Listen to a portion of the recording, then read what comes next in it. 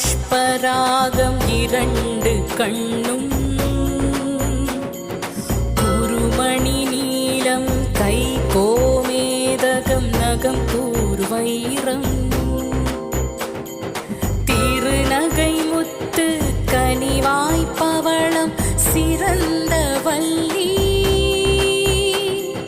மரகத நாமம் திருமேனியும் பச்சை மாணிக்கமே